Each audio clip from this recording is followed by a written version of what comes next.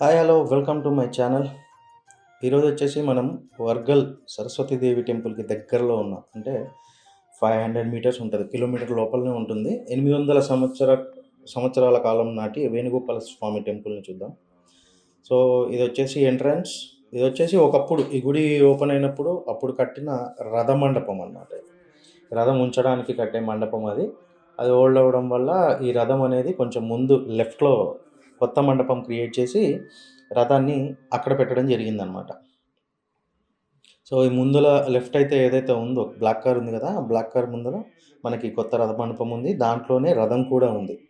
ఊరేగింపు జరిగేటప్పుడు ప్రతి సంవత్సరం ఉత్సవాలు జరిగేటప్పుడు ఈ రథాన్ని వాడతారు. దేవుడిని ఊరేగింపు ఉత్సవం కోసం. సో ఈ కొత్త మండపం అనేది క్రియేట్ చేశారు. దాని తర్వాత కొంచెం ఈ రథం దగ్గర నుంచి కొంచెం ముందుకు పోతే ఈ రైట్ సైడ్ గ్రిల్స్ కనపడుతుంది కదా! ఇది అప్పటి కాలం నాటి కోనేరు. బట్ ఇప్పుడు సరిగా లేదు. కొంచెం చెత్త దుమ్ము అలాగుంది. బట్ అప్పటి కాలం నాటి కోనేరు అనమాట. ఎవరికీ ఏ ప్రాబ్లమ్ కాకుండా ఇదేంటంటే దీని చుట్టుపక్కల ఇల్లు, రోడ్డు అవన్నీ ఉన్నాయి. పిల్లలు ఎవరన్నా పడిపోయి ఏదన్నా జరగరానిది జరుగుద్దేమో అని చెప్పేసి దీనికి చుట్టూ గ్రిల్స్ అనేది పెట్టడం జరిగిందనమాట. ఇది కోనేరు.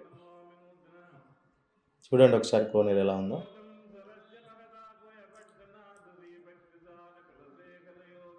సో ఈ కోనేరు నుంచి కొంచెం ముందుకు పోయిన తర్వాత ఈ స్టార్టింగ్‌లో ఆ కుక్క ఉన్నది మండపం అది. సో ఎదురుగా కనపడుతున్నది మనకి వేణుగోపాల స్వామి వారి ఆలయం ఎంట్రన్స్ అది. 800 సంవత్సరం కాలం నాటి శ్రీ వేణుగోపాల స్వామి టెంపుల్ ఇది. మన వర్గల్‌కి వెళ్తారు కదా అందరూ. వర్గల్‌కి వెళ్ళినప్పుడు ఇక్కడ కూడా సందర్శించుకోండి. చాలా బాగుంటుంది temple. And Wargal Saraswatidevi temple నుంచి మనం గుట్టపై నుంచి కిందికి దిగగానే మెయిన్ రోడ్‌కి రాగానే దాని బ్యాక్ సైడ్ ఒక 100 మీటర్స్ కూడా ఉండదు. టెంపుల్ దగ్గర నుంచి వితిన్ 1 కిలోమీటర్ అండి. అందరూ వెళ్ళొచ్చు హ్యాపీగా. దగ్గరే ఉంటుంది. మరీ దూరం వెళ్ళి మళ్ళీ ఏదో టైం వేస్ట్ అలాంటిది ఏమి ఉండకుండా మనకి సరస్వతీదేవి టెంపుల్ దగ్గర నుంచి వితిన్ 1 కిలోమీటర్ లోపలనే ఈ వేణుగోపాల స్వామి టెంపుల్ అనేది ఉంటుందన్నమాట. సో ఈ టెంపుల్‌కి ఏంటనంటే నేను వెళ్ళినప్పుడు లేట్ అయింది. నేను అమ్మవారి దర్శనం చేసుకొని ఈ టెంపుల్‌కి వచ్చేసరికి నాకు ఇక్కడ లేట్ అయిపోయింది. సో గుడి అయితే ఓపెనే ఉంది గానీ గర్భగుడికి తాళం వేసి ఉండడం జరిగిందనమాట. సో ఎలాగో మనం ఇంత దూరం వచ్చాం గదా అని చెప్పేసి దేవుడి దర్శనం చేసుకున్నాను. మీకు చూపించడానికి గూడా వీడియో తీశాననమాట. సో దేవుడిని చూడొచ్చు. గేట్ క్లోజ్ చేశారు గానీ గ్రిల్స్ మాత్రమే తాళాలేశారు గానీ మొత్తం డోరు అనేది క్లోజ్ చేయలేదనమాట. దేవుడిని చూడొచ్చు. మీకు చూపిస్తాను నేను. సో ఇలా మనం లోపలికెళ్తాం. ఇది ముఖద్వారం ఇది. ఈ ముఖద్వారం లోపలికి వెళ్ళిన తర్వాత లెఫ్ట్ అండ్ రైట్ మండపాల్లాగున్నాయి. రెస్ట్ తీసుకోవడానికి, సేద తీరడానికి.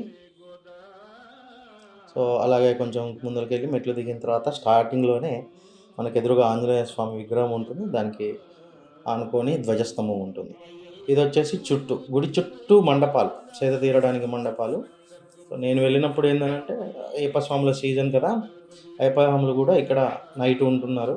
ఇక్కడే వాళ్ళు ఈ దీక్ష అనేది ఎన్ని రోజులు దీక్ష ఉంటే అన్ని రోజులు ఆ గుళ్ళో ఉంటారనమాట వాళ్ళు. అలా కూడా ఫెసిలిటీ ఉంది గుళ్ళో. సో ఇప్పుడు మీరు చూస్తున్నది వచ్చేసి ధ్వజస్తంభం. అది ఏకశిల ధ్వజస్తంభం అనమాట. ఒకటే రాయితోని ధ్వజస్తంభాన్ని తయారు చేయడం జరిగింది. సో దానికి ముందు వచ్చేసి ఆంజనేయ స్వామి విగ్రహం ఉంటుంది. ఆంజనేయ స్వామి వారి దర్శనం చేసుకోవచ్చు మనం ఇక్కడ. అలా కొంచెం ముందరికి వెళ్ళిన తర్వాత మనకి ఇది మెయిన్ గుడి కనపడేది. మెయిన్ గుడి అప్పట్లో కట్టడం, దాని ఆర్కిటెక్చర్, అసలు ఆ స్తంభాలు అవి కానీ చాలా బాగున్నాయి.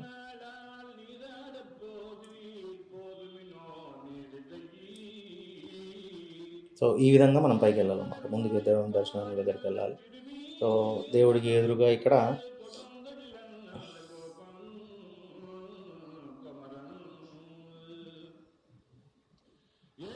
గరుడ విగ్రహం ఉంటుంది. సో మ్యాక్సిమం చాలా గుళ్ళల్లో దేవుడికి ఎదురుగా మనకి ఏమంటారు గరుడ విగ్రహం అనేది ఉంటుంది. సో ఆ గరుడ విగ్రహం ఎదురుగా మెట్లు ఉంటాయి. మెట్ల ద్వారా మనం దేవుడి యొక్క దర్శనం చేసుకోవచ్చు. సో చూసారు కదా, ఎదురుగా గ్రిల్స్ గేట్ మాత్రమే వేశారనమాట. సో లాక్ వేశారు. మధ్యాహ్నం అయ్యేసరికి వాళ్ళందరూ వెళ్ళిపోయారనమాట. నాదే మిస్టేక్ ఇక్కడ, తొందరగా వెళ్ళలేకపోయాను నేను. ఇది వచ్చేసి పిల్లర్స్. ప్రతి పిల్లర్ ఇలాగే ఉంటుంది.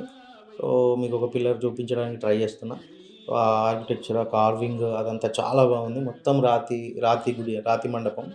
రాతితో కట్టిన టెంపులే, అప్పుడే ఆర్కిటెక్చర్ అది. సో ప్రతి స్తంభం మీరు చూస్తున్న ప్రతి స్తంభం సేమ్ డిజైన్, ఒకటే డిజైన్, అన్ని స్తంభాలు ఒకేలాగా చెక్కబడి జరిగిందనమాట. సో కొంచెం ఇలా ముందుకెళ్ళి లెఫ్ట్ తీసుకొని ఆ రైట్ దగ్గరికి వెళ్తే దేవుని మనం దర్శించుకోవచ్చు. సో మీకు దగ్గర నుంచి కూడా చూపిస్తాను, ట్రై చేస్తాను చూద్దరు కానీ.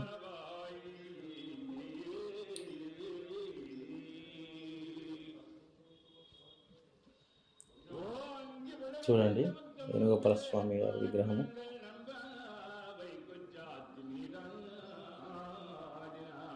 సో దేవుని ఇలా దర్శించుకున్నాను నేను.